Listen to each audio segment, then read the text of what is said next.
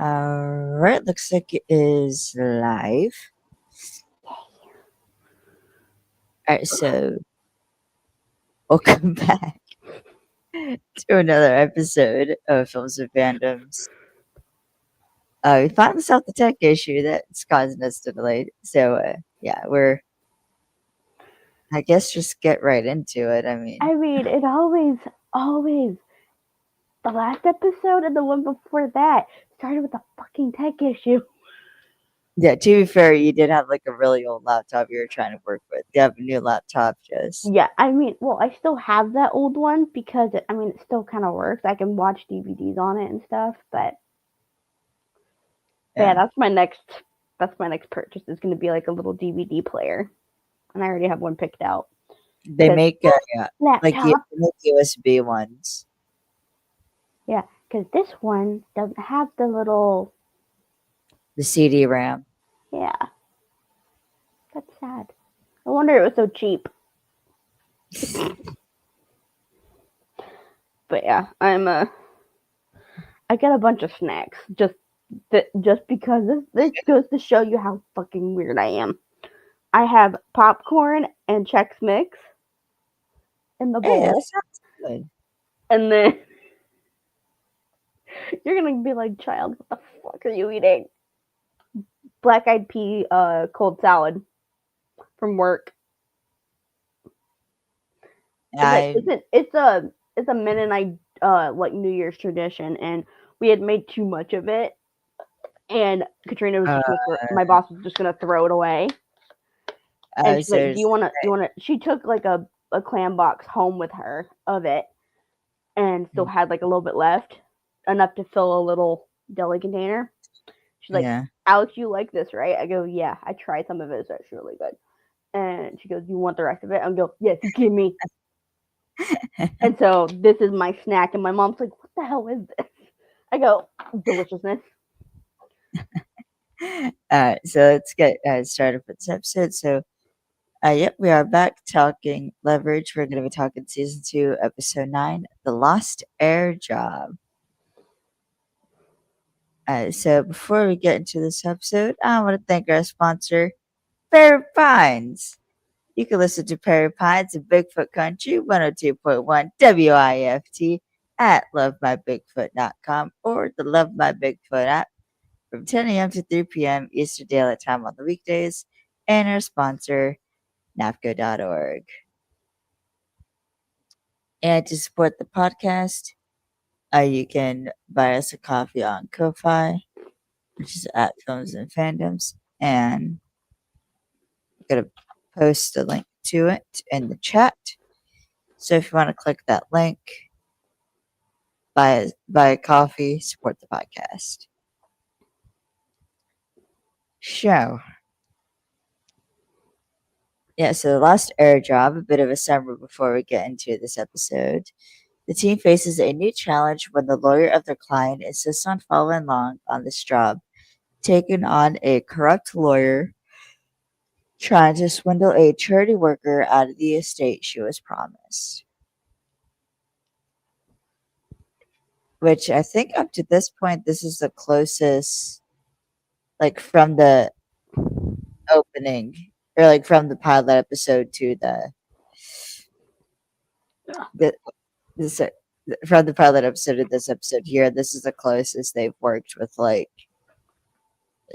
Sorry, in like the law. You okay? my hip locked up, but I Oh moved. no! Oh no! First, it was the fucking elbow, and Oh, now yeah, I'm we're all broken. kinds My of messy. my body's broken. So so the director for this carrying on. So the director for this episode is Peter Wenther. Writers for this episode. The writers for this episode are John Rogers and Chris Downey. Oh, when those two team up, it's gonna be a good episode. And that is what this episode was, a good episode. So we start off with this opening scene. We see the client of the week, uh, Ruth Walton, walking into the hospital room of Bennett Kimball. She's trying to show him pictures of like children he's helped, except he keeps calling her Gigi, so it's obvious he has some mental deterioration. I mean, he is an old man. Unfortunately, it does happen. Yeah. And but then Peter, the mark for this episode, lawyer Peter Blanchard, logs in and immediately like has the copy has on payroll kick her out of the hospital room. And it's kind of sad because you see Bennett yelling like Gigi, Gigi, and just start crying. Yep. And Ruth, she's not understanding. Well, I think she might does understand a bit, but like she's still a little like confused because we find out later she saw him like 2 months prior. So and he wasn't as deteriorated then. And so she's like, "No, I'm. Oh, it's Ruth. I'm your friend." So, yeah. Then we get a kind of a bittersweet scene because Sophie hears a knock. She's in our apartment. We find out it's in London. She is like waiting at the like. She hears a knock at the door. Immediately goes up, sees it's Nate, and about has a panic attack, and immediately asks like, "Who died?" And and Nate's like, "No, like I'm, they're all I'm fine." laughing because the fact that that's her first reaction is like, okay, who died? Yeah, because like, oh fuck, but Nate's showing up, which means either something really bad happened or he's really desperate. And unfortunately, her brain goes to worst case scenario, which is somebody from the team's dead. So it's like, no, everyone's fine. Well, okay, so dead slash in the hospital or something, or worse, Y- prison. Yeah, yeah, yeah, Typical mom friend like reactions, like, okay, what happened now? yeah. No, he's just like the whole like thief being like, then like retired, be like, well, then he might as well be dead. It reminds me, like, that just reminded me of a scene from Uncharted when it's like, so there was like a flashback sequence where we get, like, it leads up to this like auction where, Nathan Drake, his long dead brother, and then his best friend slash father figure, Sully. Start now I'm fucking singing Father Figure by Taylor Swift in my fucking head. To be fair, that does apply to Sully, and if you know if you know, you know. But there's another character, Rafe. He, Nate, Sully's telling the another character that like, oh, Nate's retired. Like, oh, Nate's out, and he's like, no, you're retired. Settle down. Got out, and then he comes over. It's like, well, then he might as well be dead, right? Which, ironically enough, I don't actually ever think that really applies to the leverage characters. Nope. Because it very well could have, but it doesn't. It's like, they get out. It's like,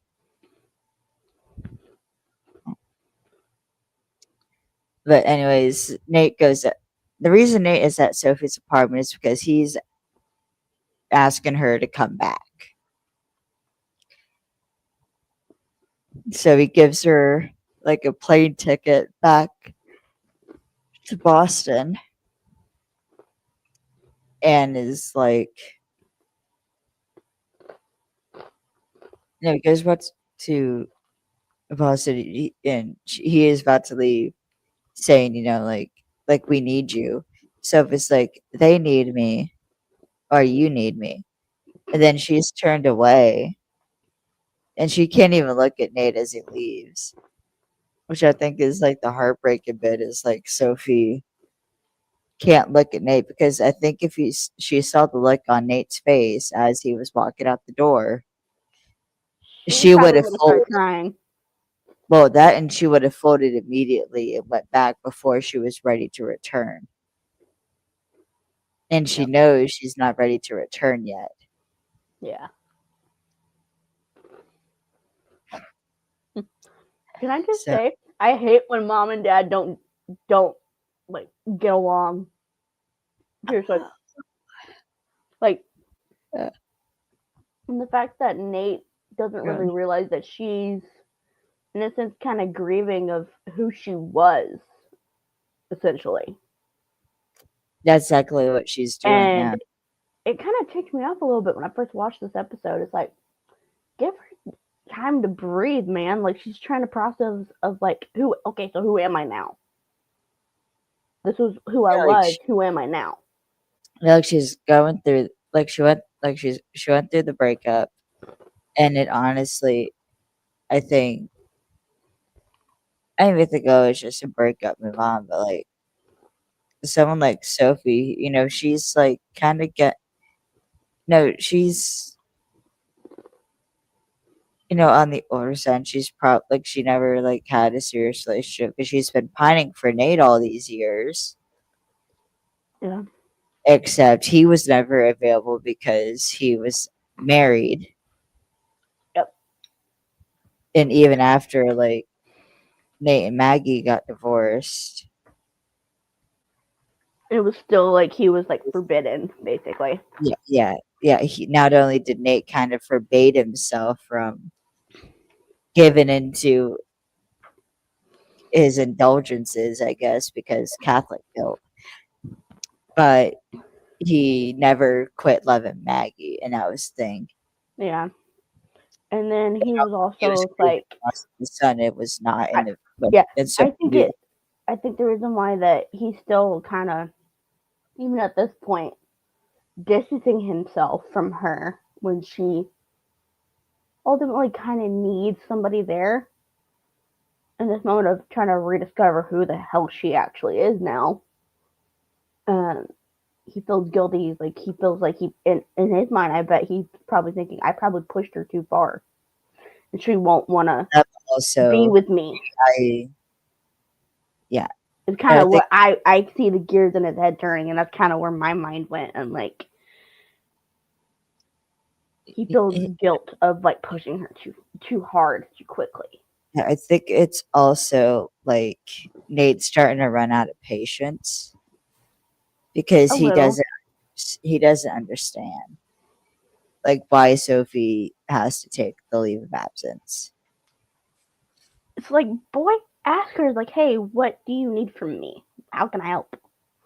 Yeah, except Nate's not exactly good with communication when it comes I to know. it. And also like I think there's still a part of him that feels like Sophie's something he wants to have, but he still can't because he still I feels like he's I cheating on that's Maggie, true, but I also even think though they've been divorced for several years at this I point. think I honestly think that this is my theory. I think it's more of he kind of still I think sees her as a mark, someone that he chased in the past and can't get over that. And well, what's Nate's thing is figure people out, and I think Sophie Devereaux's like the one woman And it's he's something quite that never able to and it figure out. pisses him off that he still can't figure her out. But you know what? That might not. That I don't think that's an entirely inaccurate statement. Okay, a little sidebar. You're gonna be so freaking pissed at me. Giant What? fucking cookie. Ja- Yeah. Damn it! All right. All right, we should move on before. But it's a mint crinkle cookie. I love mint. It's. I told you were gonna be mad at me. Damn it. Yeah, that's good. I don't get in purgatory. I had a door attached to my apartment because I was too lazy to leave my apartment. Anyways, You're funny. so we got the client meeting. So where we meet Tara Carlisle, played by the amazing the gorgeous Miss Jerry Ryan, who is most famous for being 7 to 9 in Star Trek. So once I, again, I and I love the fact that she. Oh, even on there was one episode that she actually co-starred with Jonathan Frakes in a Star Trek episode. yeah, also Jerry Ryan, you would probably know who she is, and MacGyver, the MacGyver reboot. She's Max Ann, Yep. I just watched that episode. which I'm still like. I don't I get me was wrong, like, MacGyver. That still pisses me off how they like did that show dirty. yeah. Did that show dirty.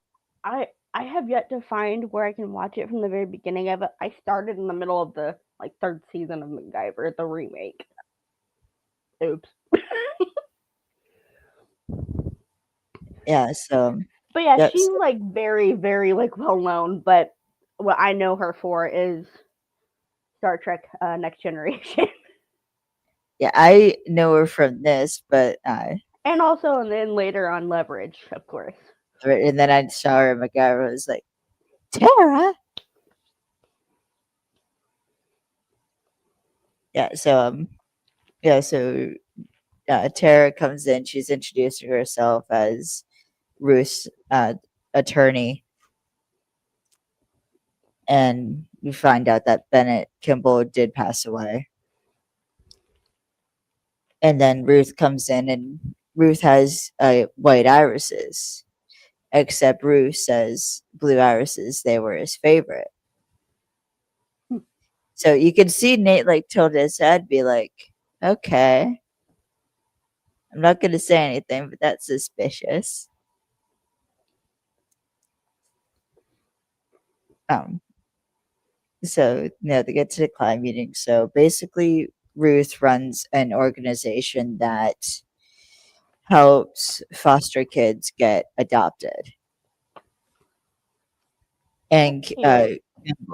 yeah, and Kimball was like one of like the top benefactors for the organization. He is constantly given like donations, bigger donations. And Ruth says that during one of their meetings, Kimball told her that he was going to change his will so that Ruth's charity gets his estate. Except before they could finalize all like the paperwork, uh, but Kimball ended up getting really sick in his dementia, and then his lawyer, or then Peter Blanchard, the lawyer, ended up blocking her from seeing him, so she was never able to get. So they never got the new will drawn up. But so the will that's on file says that Blanchard gets the estate. So basically, the plan is for uh, so basically they gotta get the money for the client or for uh, Bruce charity. It also they have another problem as Tara wants to basically be their shadow. It was funny as they like Tara and Ruth they leave and Nate's like they're gonna hate this. Cute Elliot walking in with his cup of coffee. I hate this. Although, let me just say, Christian's acting when he storms in, he kind It's of like reminded me. he He missed. kind of reminded me of Grumpy Cat a little bit with No, his what? facial expression. Here's what I think happened. So Elliot is in HQ. He's making himself a cup of coffee on the counter. Nick comes in. He sits down. Okay, we gotta have a shot of this one. Now you can see Elliot like slamming down like the Keurig thing. or like Or slamming the coffee pot or into like the thing slam like the coffee hard. pot in the pocket and be like, I hate. Although, let me just say, I wanna know what the hell they're actually drinking in those coffee cups. There's probably nothing in the cup.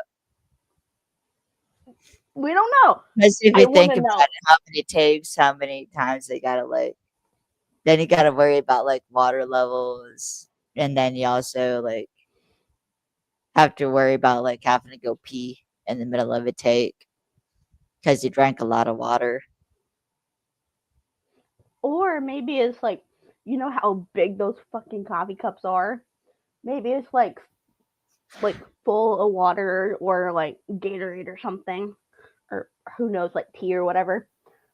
And there's like just take like one sip and then like pretend you're drinking for like the next couple takes, and then take an actual sip here. Um, which would actually work considering how big those coffee cups actually are. Yeah. Um, but yeah, like I actually wrote a scene like that where my character storms in and she's got a cup probably about this size and it's filled only halfway, and it's the like where we're part of the Leverage like TV series, the Yeah. remake. And I come walking in, my character comes walking and That's something I would do. and then I look directly at Christian and I go, In your "Hey, check this," and I just chug it right in front of him. oh And my then god. he goes, "What the hell was that?" I want to know I mean, if they've I ever done that. know I never. want to know, like, if they've actually ever like pranked somebody into drinking so much, But no, but I know Jared like refilling, like refilling their cup as they're not looking. Yeah, I do know Jared Padalecki pranked Jensen Ackles by putting actual rum in his eggnog in the Yep, Christmas episode. he choked.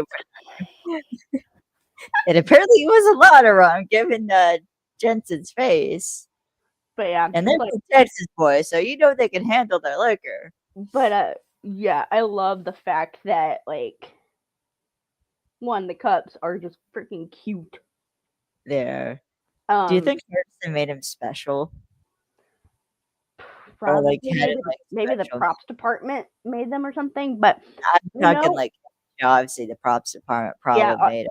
yeah, I know Like, on do you think one day X. Nate just opened up the cabinets and just saw all new like mugs, cups, bowls, plates? Because you know that man's the type that would have like one bowl, one plate, Or like a one couple, like maybe silverware, 2 or 3 of each item or something. maybe like But one yeah, coffee maybe like one day while Nate was out, cabinet full of like coffee. out doing something or on a trip or whatever, they came in and restocked all of his shit with like a bunch of stuff. Not just coffee. Oh, you It's now not listen, just here's my theory. They fucked with his coffee too. That's my guess. Now, you don't if mess that, with the man's coffee. I know, like, But to be fair, they would be the type to mess with Nate's coffee. did you, motherfucker? I feel like they would do like the flavored You, coffee though. Like Nate's okay. expected I like had to quote this because I'm a geek, and I'm a NCIS fan, like hardcore. good. You don't mess with the Marines' coffee if you want to live. What Gibbs rule is that? That is rule number 11. Don't mess with the That's Marines' coffee if you want to live. all right. We should carry on. We should carry on. And I was like, Hardison actually makes a nerd reference. So it's like, no, you don't bring Vicky Vale into the Batcave ever. For those of you who don't know, Vicky Vale is one of the alias or one of the names, Catwoman. Yep. Who is like Bruce Wayne's. Like arch nemesis of like, yeah. I wouldn't say arch nemesis. Kind of. She's a pain in the Antagonist. But also there's times where they're fucking around. Or is that Selena Kyle? That's He the got other it version. wrong. Yeah, it's the other version. Vicky Vale is like the adversary one, I think. Hmm. And it's confusing. And you know what? Ironically enough, it's kind of similar to Nate and Sophie. But here's the thing. You know what my Except mind that's went season to 4 stuff. when he said that was it's kind of like Dorothy trying to peek behind the Iron Curtain Or the with the curtain with wizard the. with the Actually, wizard. speaking of Wizard, Hmm. guess who I saw? So, guess who I saw the other day walking by? Who? Jeff Goldblum. True story. So, I just saw at the, at the airport. legit just saw a commercial with his face. Oh, yeah. So, there was like a gala to celebrate like the new terminal for the new airport. And Jeff Goldblum was there performing. And then what was funny, like doing my job, I'm calling customer care, and then I see Jeff Goldblum is really fucking tall. Yeah. And I just see him walk by, and I'm on the phone, and I'm watching him. I'm like, holy shit, that's Jeff Goldblum. And then I'm trying to radio to like the people, I mean, like, "That's fucking Jeff Goldblum in the lane." That's hilarious. Yeah, then I tempted to message you and be like, hey, guess who I saw? Your old buddy, Jeff Goldblum, because he was in Independence Day, which Dean Dillon directed. I love that. So kind of two, 6 degrees of everything type. Man, moving on. Yeah. So of course Parker.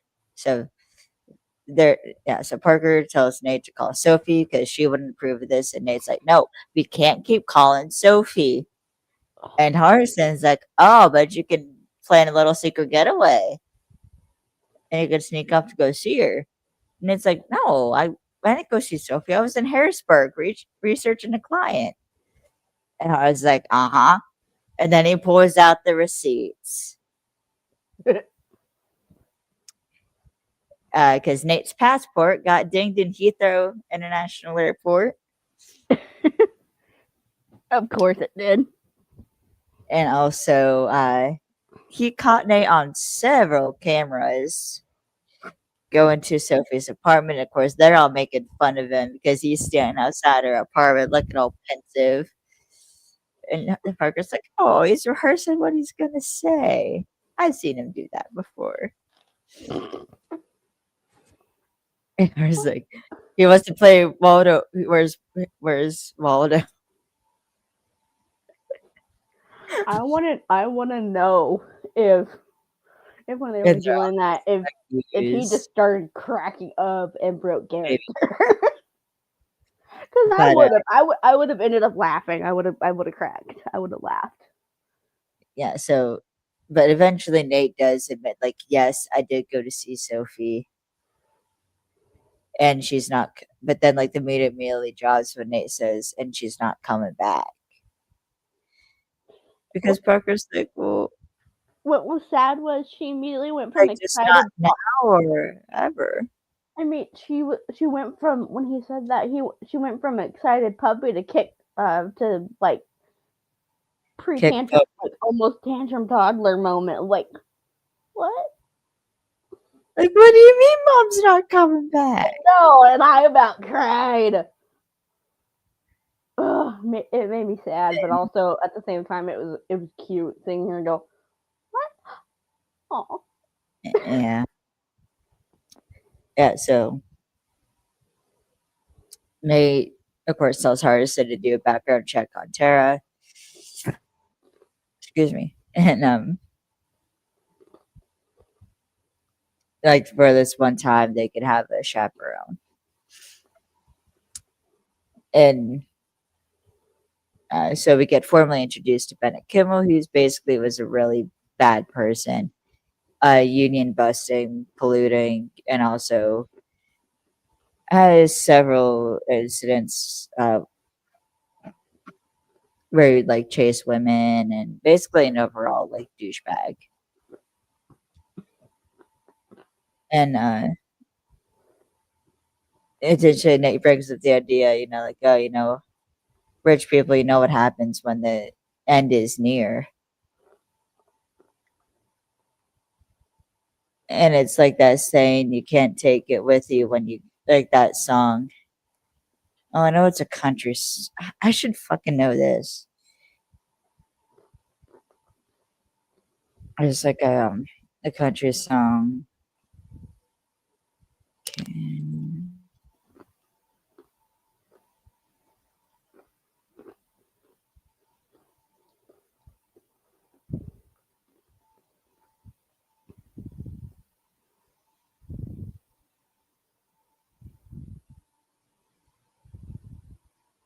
Oh, Allman Brothers Band. Oh, this song by Allman Brothers Band. Sorry, I had to think of the artist for a second. Uh, uh, yeah, basically that's what's kind of happened. That's what happened to Bennett. That's what happened to Kimball. He kind of grew a guilty conscience and started donating to charity. And then we also meet the lawyer Peter Blanchard, and he was basically uh, Kimball's janitor. So he would clean up all the messes, pay off who he needed to, what have you. However, Nate very quickly realizes that they don't actually have a legal way to play this, as they don't have a new copy of the will. So they got to go look for skeletons and Blanchard's. And they got to go look for skeletons to get Blanchard to get out his checkbook. And of course, Tara meets them at this prison, and of course, she walks out. And Hardison calls her a sexy librarian. But she does kind of have that vibe going on, the sexy librarian vibe. What's funny is Elliot like pulls down the sunglasses a bit. I was like, boy, you ain't slick. We know your tricks by now. You ain't that slick. Find the damn shades.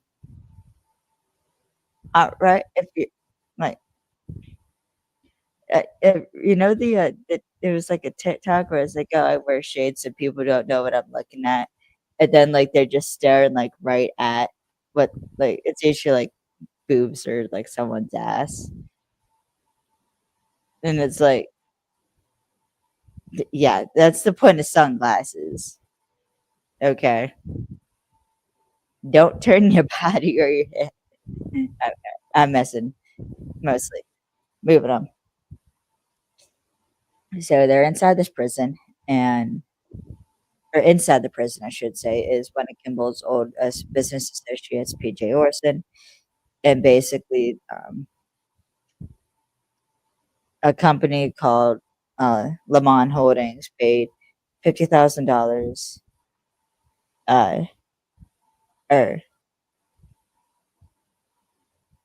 yeah, the company, yeah, Kimball's company through, or he got paid through another company, Lamont Holdings, and then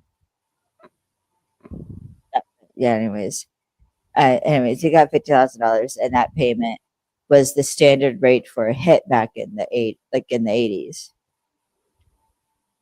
So of course they think, okay, who did he have killed? But then Tara's like, and of course, Hard Date's like, oh, how Hardison, like they'll go undercover. Tara's like, no, why don't you just talk to him? And of course, like they let her do that, and it doesn't work. But Nate has a backup plan. He sends Elliot and Hardison in undercover as guards, and Parker is going with him and Tara, and Parker's gonna go break into the office. And Nate's gonna be a really bad lawyer,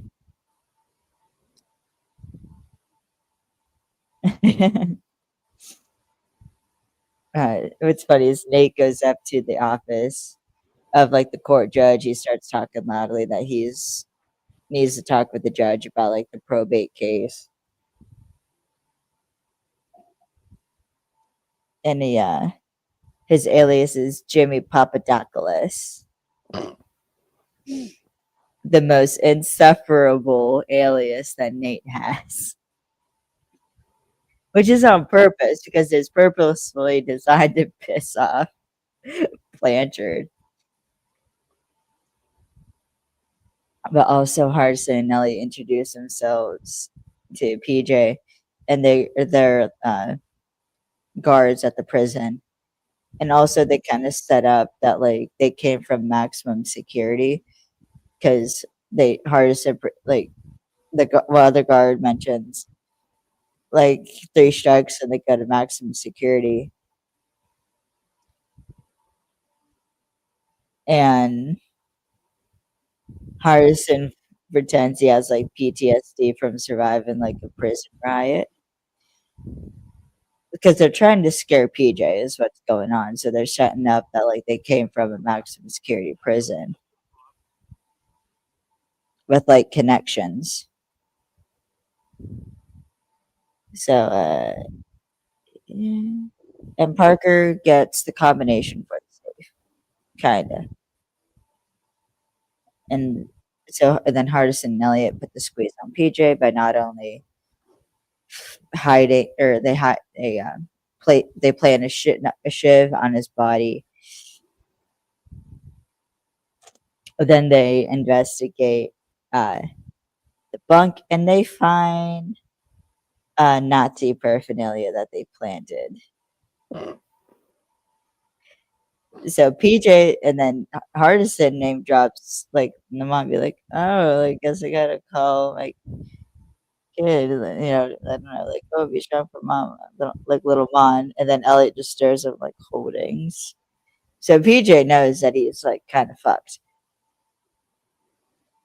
and so he immediately they get Tara in there, and PJ starts saying that the payment was made to someone named George Gilbert, and that he was told by Blanchard to keep it quiet as the mob had gotten involved. And yeah, but he doesn't know exactly what the payment was for. He just knows to keep quiet about it. Show. Nate meets with Blanchard and he's trying to like intimidate, but then Hardison finds out, oh no, George Gilbert is actually Georgia Gilbert, and she was a stripper with like no uh, trail, essentially. And yet, from what little Hardison is able to pull up, Nate not only figures out that Georgia was a stripper that Kimball fell in love with, and he's right on the head because Blanchard's like he wanted to marry her for Christ's sake. And then Nate drops the other bomb. Yeah, Georgia Gilbert was pregnant. And then you see Parker freeze, like what? Like Hardison, was she pregnant? Hardison's like, give me 5 seconds. I can't even find the girl's social security number. and, and then so Parker's then got to go in as Kimball's daughter because Nate has to pivot and be like, I found the long lost daughter of Bennett Kimball and she wants to pay out of the estate. Which means Parker isn't able to fully crack the safe. So then and they also set her up as Lizzie Cantrell, who's also an addict, which is funny because they're just like, oh, Yeah, she was still from so she has a bit of a meth problem. Parker's just like, I oh, I mean, it works. And offer a bribe. So back at HQ, Hardison does the rundown on Georgia Gilbert. She was she was indeed a stripper, and uh, yeah, an important detail that's brought up later is that she's colorblind, as it was found out on like her driver's license application. So I don't think she was ever able to get her license because I don't think typically colorblind people can drive. But she had I think she did might end up gotten her license, but she had to like redo it 3 times because of the signs.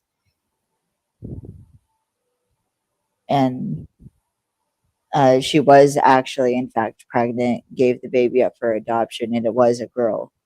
Which, of course, Hardison's like, how did you know that she was pregnant? And it's like, well, you know what? Out of all like the women Kimball was with, what made him want to marry her out of like all of them. And then Hardison's like, well, how did you know the baby was a girl? And it's like, that was just 50-50. Which technically it's not really 50-50 if you really break down the Punnett square of it all. But that I'm not a scientist and it's been like years since I've dealt with that, so I'm not going to get into it. But yeah, but unfortunately, Georgia Gilbert did die in 1985 to cancer.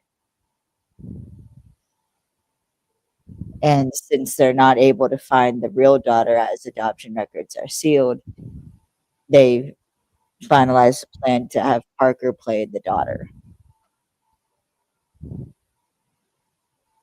However, they have another problem as Blanchard's going to want a DNA test. However, Hardison can't rewrite Parker's genetic code. So that means that they're going to have to convince Blanchard that getting a DNA test is like the worst thing he can do. And that's where Tara comes back in.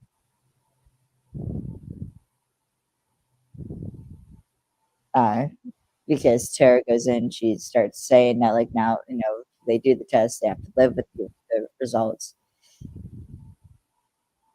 However, they leave, except Blanchard has another plan. He's going to essentially off Parker before they can get her in front of the judge. So they set up a meet. Parker and Nate are driving a car. I'm assuming Elliot either drove up in a separate vehicle or they like dropped him off before driving to the place so he could like scope out the area. Yeah, probably. And we're sitting there. Richard's police lackey, Lynn, has like a assault rifle aimed at them. Elliot sees it, yells, "Hey!" The first shot goes off, shatters the window. Elliot runs, picks up a rock, flings it, knocking Lynn off like center. Another shot goes off, hitting the tire. By now, Nate and Parker are hiding behind the car. Elliot takes Lynn down, gets him disarmed, and then sends him running. So tire shot out so they can't drive. So Nate grabs his briefcase from the back, starts running, telling Elliot to get Parker to the courthouse. So uh,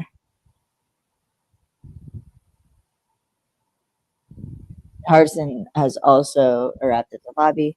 However, Blanchard actually shot Lynn in like the leg. Said to call it in, put the APB out on Parker, say that she did it, and she's headed for the courthouse. So Elliot's got to run with Parker to protect her. Harrison's now got to stall Blanchard because Nate needs to get into the courthouse in the courtroom, and Tara's also got to delay the proceedings. And Harrison ends up putting like a bunch of keys in Blanchard's like bag and like on his person, delaying him at the checkpoint. And Elliot's got to break his no hitting cops rule because he ends up getting cornered by like cops and like I think like underneath, like off to like an alley. They go like underneath, I think. It's funny as Parker gets hold of the taser and then she like aims it like underneath and then shoots the cop from behind. Well, tases, not shoots, tases. And then she like sits down and is like, "Stop it!" So yeah, this is where things kind of get hairy for a minute because it's like everyone has to do his own thing because Hardison is as it can, but Blanchard gets in the courtroom. Nate's not there yet. It's on Tara to delay the proceedings. Tara does. Nate finally gets inside, but after telling Parker to do something else for him instead of like headed to the courtroom. So Nate finally does show up, and he takes a minute to gather his thoughts. And of course, what's funny is Tara's like, you can't pretend to be a lawyer in a courtroom. And it's like, watch me, I'm about to practice medicine too. Because Nate drops a bombshell of probably the episode by simply asking Ruth what color his tie is. He has like a purple tie that's got like orange specks in it. And Ruth answers, I don't know, I'm colorblind. And Nate points out that like it's rare for a woman to be colorblind, as it takes a colorblind mother and a colorblind father to produce a colorblind daughter. And Kimball's medical records stated that he is colorblind. And on Georgia Gilbert's driver's license application, she was colorblind. So Nate comes to the conclusion that Ruth Walton is actually Kimball's daughter. And that is the bombshell. That Ruth is actually Kimball's daughter. And Nate figures out that like Kimball sought her out and Ruth chose to help foster kids get adopted because she was adopted herself in 1982 when she was 2, which means she was born in 1980, which was when Georgia got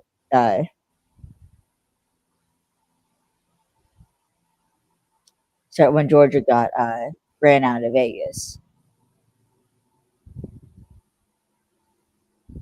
So yeah, so Nate figures out that Kimball sought out Ruth, and instead of just saying that she was his daughter, he just decided to help her out as much as he could by donating to her charity. And it's also why moments, or like the last time Ruth saw him, he called her Gigi.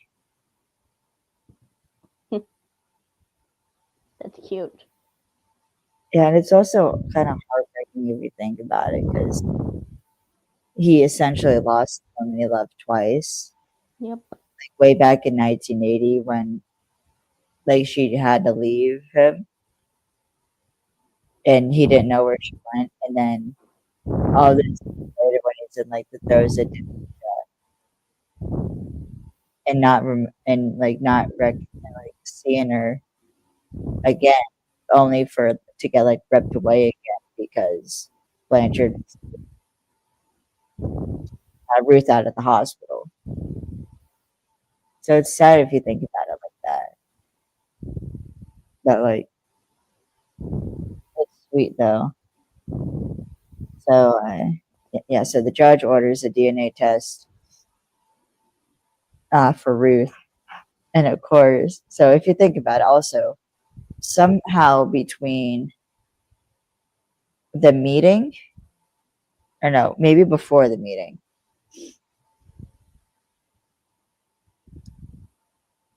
somehow before the meeting, and when Nate ended up in the courtroom, he figured all of that out. Or he had some sort of like idea. I'm wondering if he started getting suspicious after he saw George's application.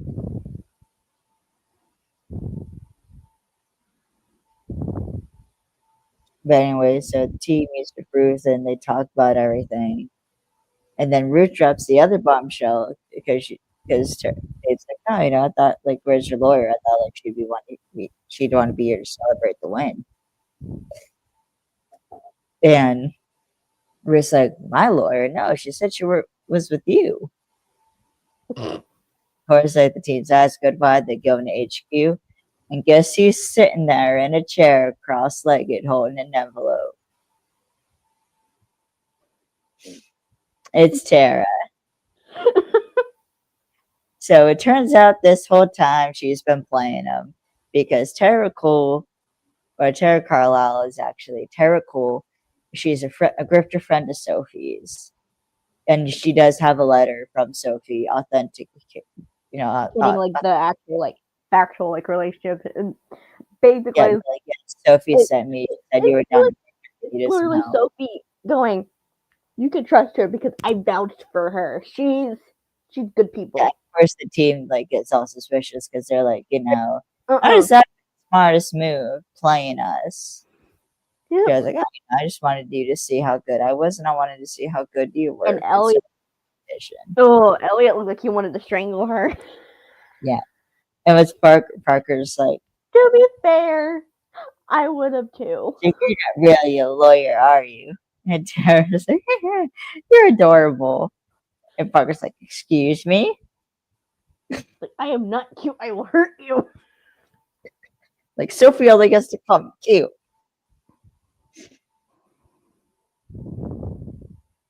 So, yeah. So Sophie, or Nate. Oh my God. So Nate reads the letter, tells them, like, yeah, Sophie did send her. She has to give Tara a shot. So Nate welcomes her on board. But then there's another thing that Tara hid in the envelope as she's leaving. And it's, hey, what is this?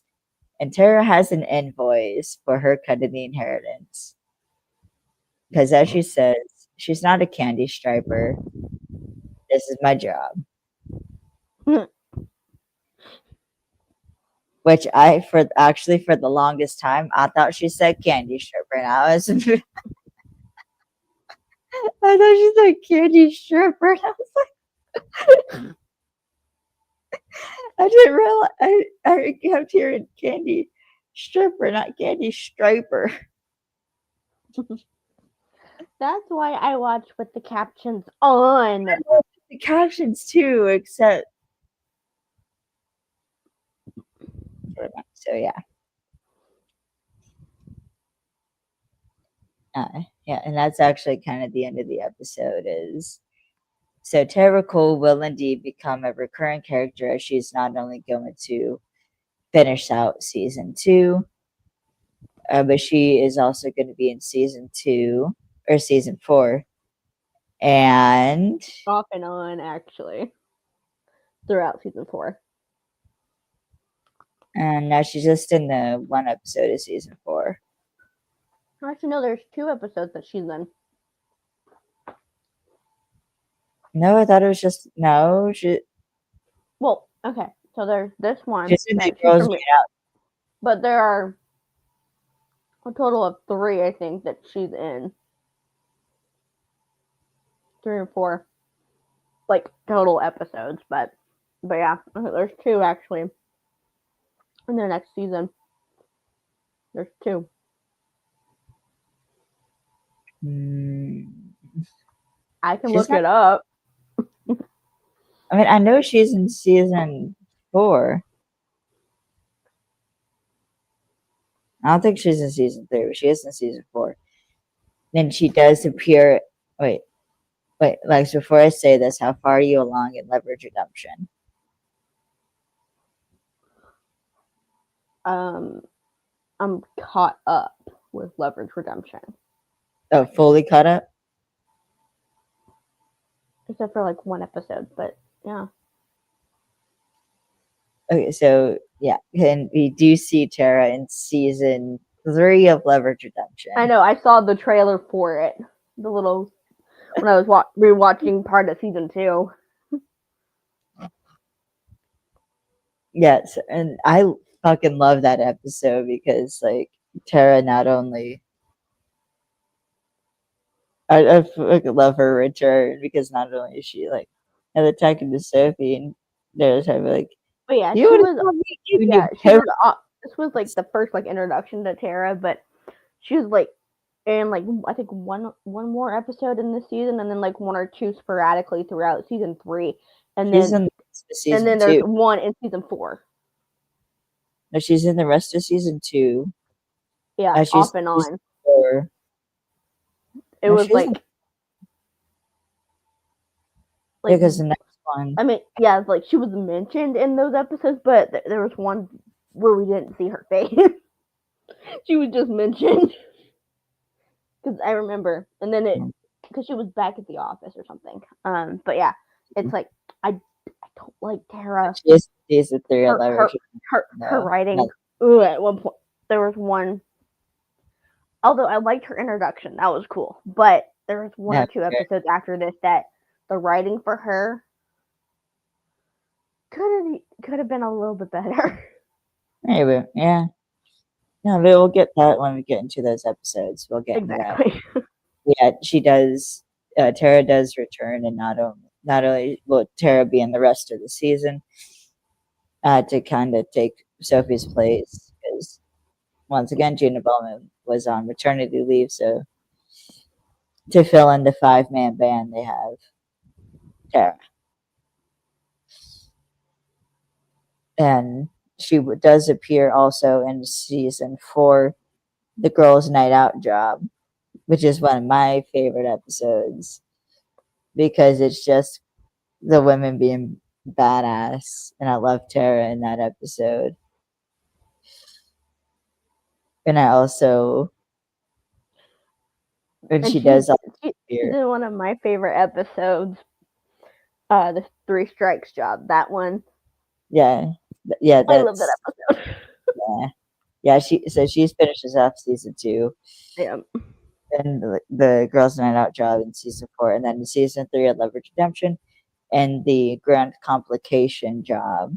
Yep. And I had forgotten that And the fact that her character I I may love have the fact that screenshot it was a little nod to an Avengers character, which I love. I'm a fan of the Avengers as well.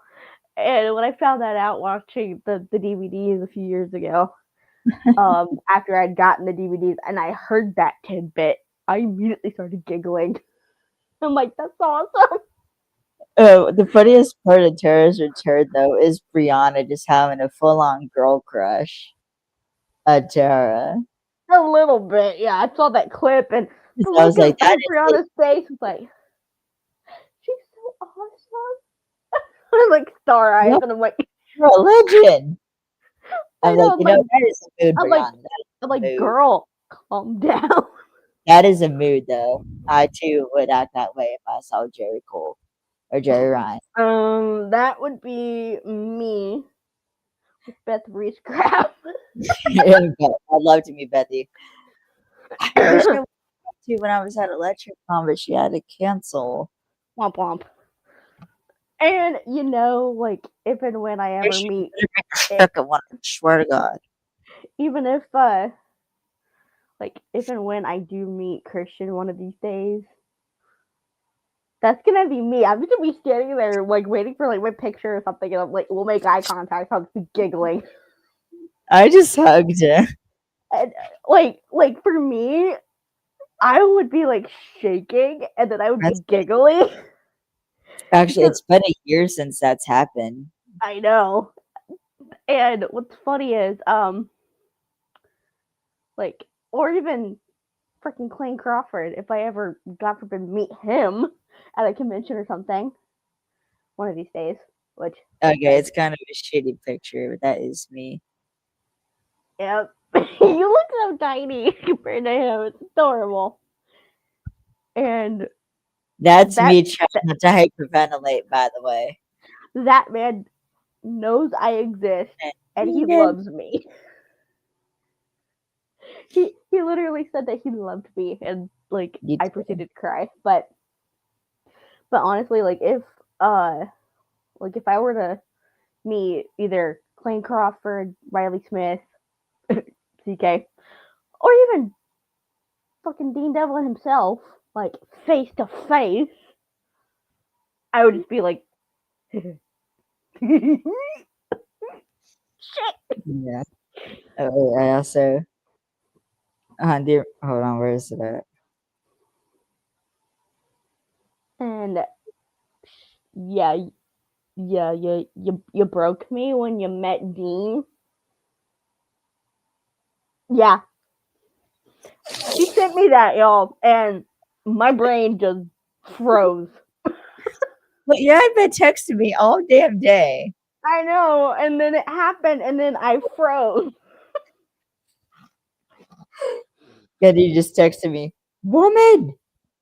And then what You you didn't see was my brain was like, I was like this. Did that just fucking happen? I think I that just showed fucking you happened. your message response.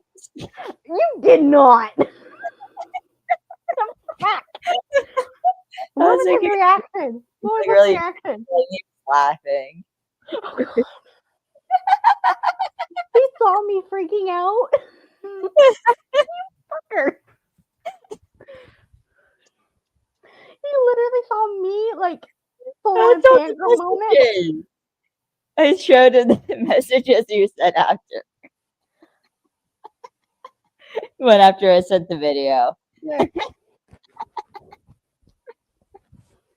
I'm embarrassed. It's He okay. saw me fucking fangirl. He saw me fangirl. Literally Yeah, read so, me fangirl. all right. Why We do should I move have to, why do I feel like I need to apologize for that? on. You don't. It's okay. Oh, I now I'm have blushing. two I hate freaks to me. Okay. blushing.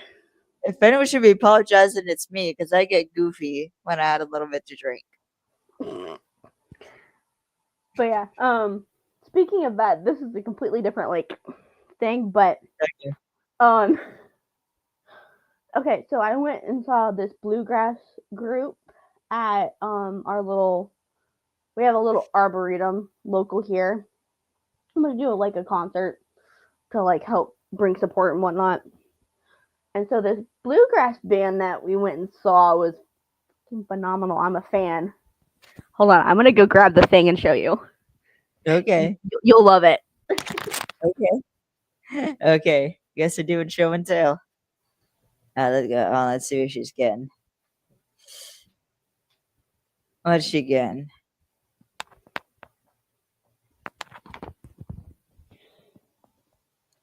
Okay, they're What you called, getting?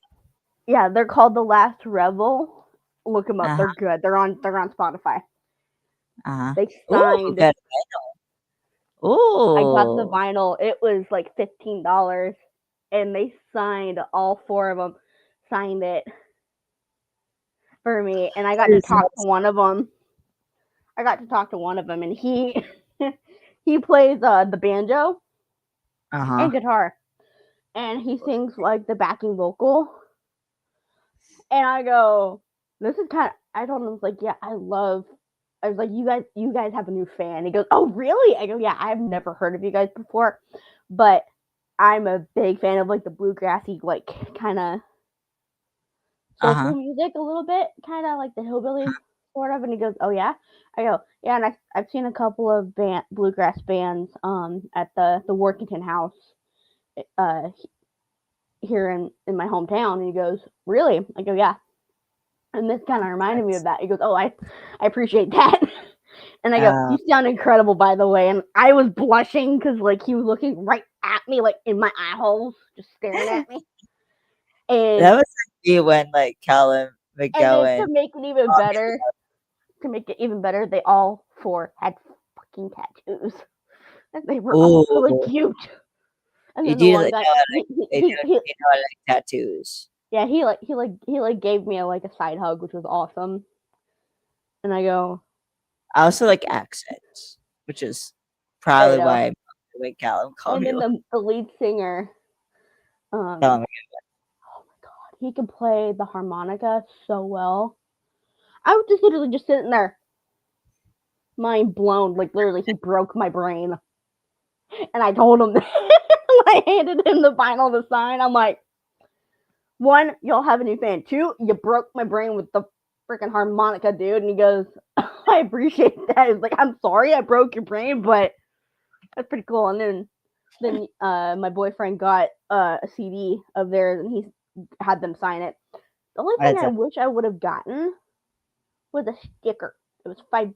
I could have went back in there and gotten a sticker, but I wanted to leave and go home. It was too peoply. I overdid it with the people. Nah, I Yeah, understand. this is their newest vinyl, Record. and it's like a woman, and it's got like the forest next to it. It's pretty. It is pretty. I love it. But yeah, they all four signed it, and I legitimately started to cry when I walked out. But yeah, I've added that to my Collection. my growing collection of vinyl. Nice. It's ridiculous. Alright, let's put her vinyl away, then we're probably gonna end up wrapping up.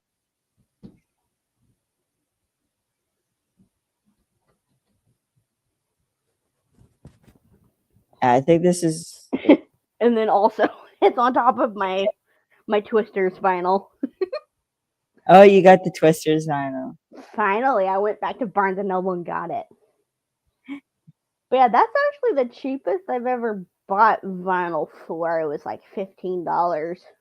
So Harry told me. So the song "Ain't No Love in Oklahoma," you know how it has that big, or has that long like instrumental interlude, like that beginning. Yeah. It has that long instrumental. Yep. But buddy, so Perry, he would like talk during that bit, and he like timed it to the point where he like could stop talking and then play the rest of the song plays right as Luke starts singing. But no, I'm not gonna sing it. We should probably end this episode.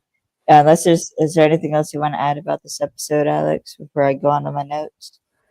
I just I kind of liked how it was like an introduction to this new character. Not the greatest introduction, I would say, but one of the most memorable. I think it is because it's like it's very subtle. Because like it comes out of left field. Exactly. Now you want to later on. I think it's later on in the season. There's another episode that we'll talk about, and I think it's one of my favorites. That has a really like memorable like intro to the character. Yeah, I absolutely love. I love how Tara, like she. I mean, I find it interesting how like her grifting style so far we've seen is different from Sophie's. Yeah, it's more of a. Well, like she uses her like body. It's more of like a mind game to her. If that's kind of like her approach. A little bit, but she also tends to use her body more, True. whereas Sophie tends to use the character. Exactly. That makes sense. Yep. And that will be expanded upon as we actually see Tara Cole grifting. But And I will was say that which her grifting style is actually really, really good. yeah, I feel like if it's because I'm really thinking is like the ending kind of does come out of left field, but I feel like I think if you do go back, you can kind of see where like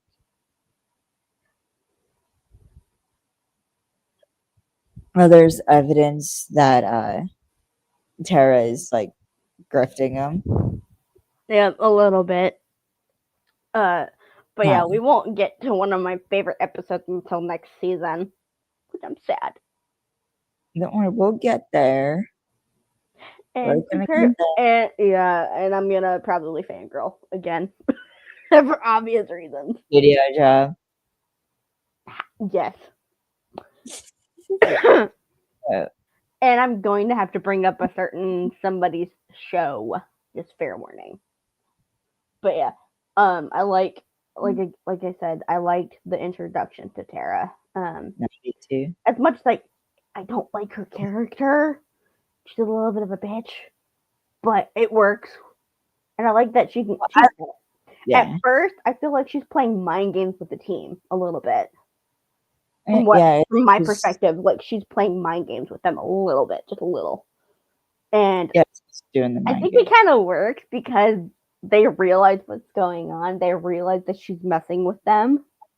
And then they throw that energy back in their own way, which I love. Also, like I think I do kind of like the fact that it does make sense for Tara. And I imagine she got the call from Sophie and be like, "Hey, I need you to do me a favor.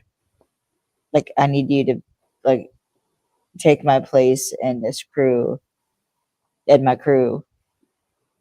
Um, and Tara's like, "Okay, like you think your crew is the best? I want to see them the best." It's basically And like this- to me, the based on the crew's reaction, she is the not she's the aunt that nobody likes. I called her the wine aunt, but True. She's the aunt that no one likes. Because mom's but off I would doing be hanging out with yeah, because I love that aunt. okay, dad's dealing with some issues, mom's off doing whoever, doing Mom's dealing whatever, like with you. trying to figure out who she is, and they're stuck with the aunt who doesn't know what the hell's going on. The childless aunt And, who's and doesn't give trying to wrangle 3 children. that she don't give a fuck. Exactly. No, sorry, it just clicked. So do you see like the bickering at the end of this episode with Elliot and Tara?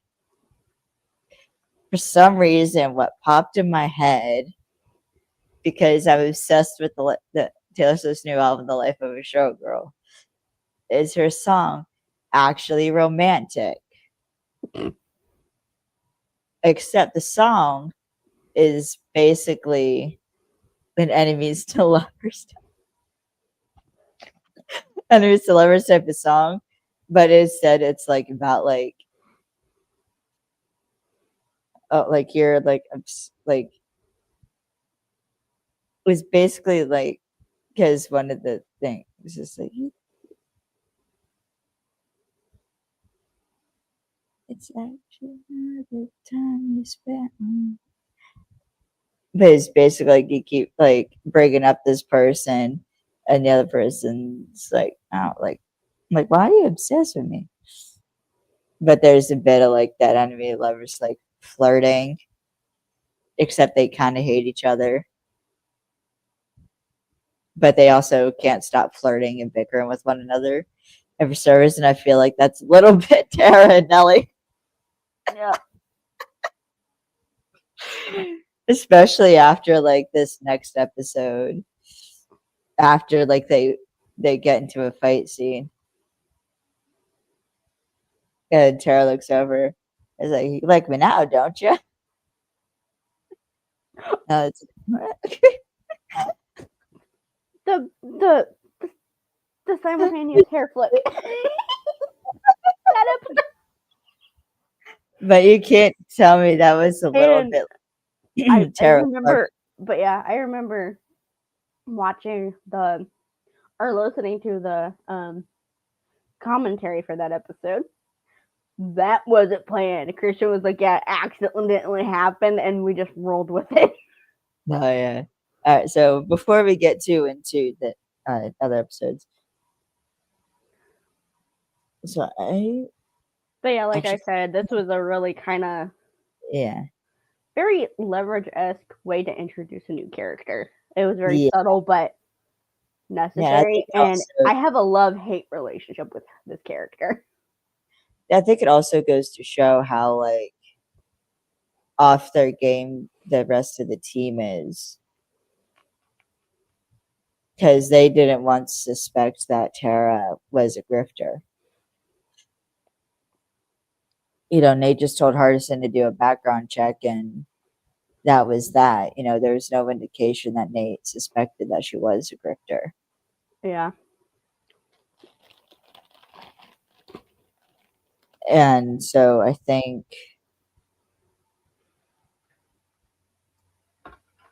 that was also part of the point of why Tara did what she did. Was not only was she auditioning to show how good she was, that like she fooled these guys, but I think it goes to show the team just how vulnerable they are right now without like their heart in Yeah. Sophie. I think it was a more subtle way of like I think proving to Sophie and proving to Nate that hey, I know my shit. I know I want to prove myself to you guys. I want to prove that I can be a part of the team. Yeah, and also Tara, like it also like makes Sophie feel better knowing that someone she trusts is taking care of. Like it's gonna be watching the team back. Yeah, and I think the way that Nate handled it, I think he ended up kind of the way that she kind of explained why she did what she did, he kind of respected Tara a little bit more in that Yeah, moment. because that was a ballsy Like move. I could see it in his eyes. He's like, I respect that. You're wanting to help out Sophie, and Yeah, but also like you were wanting to audition, you wanted to show how good you were, you wanted to see how good we were. yeah, I can respect that. yeah, and kind of wanted to see if what Sophie said was like up to snuff and actually meant something. Yeah. Which that was sneaky, but also really good at the same time.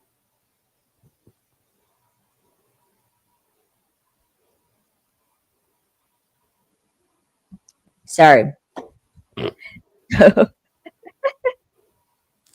Yeah, so I mean I don't have any more notes for this episode. I really did enjoy this episode. So I I think like this episode. It's not one of my favorites though. yeah, I think that's fair.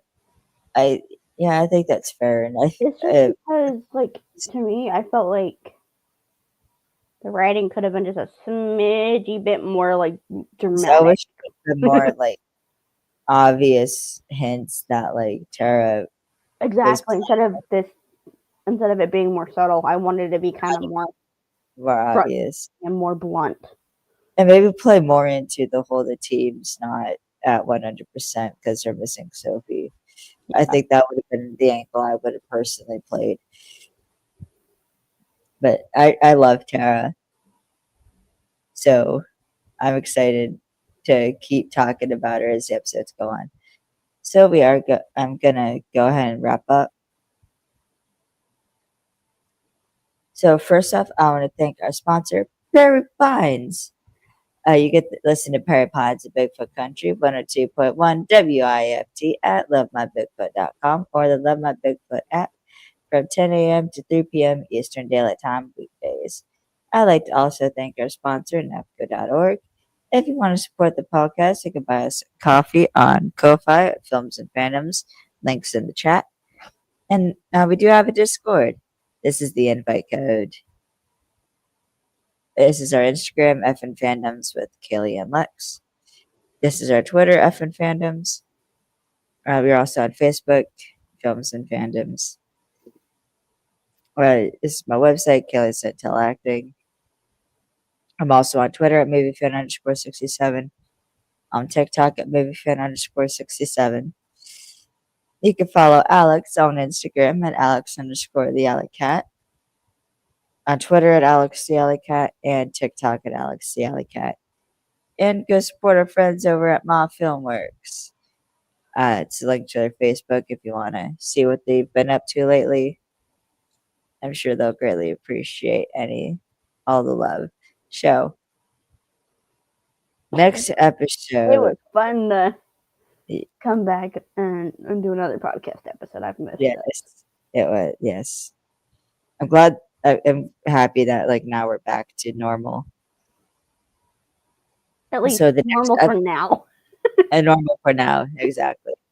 But, next episode, I'll leverage, it's going to be season 2, episode 10, The Runway Job. I love that job. And I personally think it is one of, besides the baseball look at the very end of the season, I think it's one of my favorite Elliot looks. He got that like gown on him with like the Oh, wave, that's cute. little beads in his hair. It's good. It's a good episode. But yeah, there are several episodes that come to my mind as one of my favorites. But yeah, this is like top 20 for sure. Yeah. So, yeah. Next, we're going to be talking about The Runway Job, and yeah. So if there's nothing else, we'll see you guys in the next Bye. episode. Bye bye.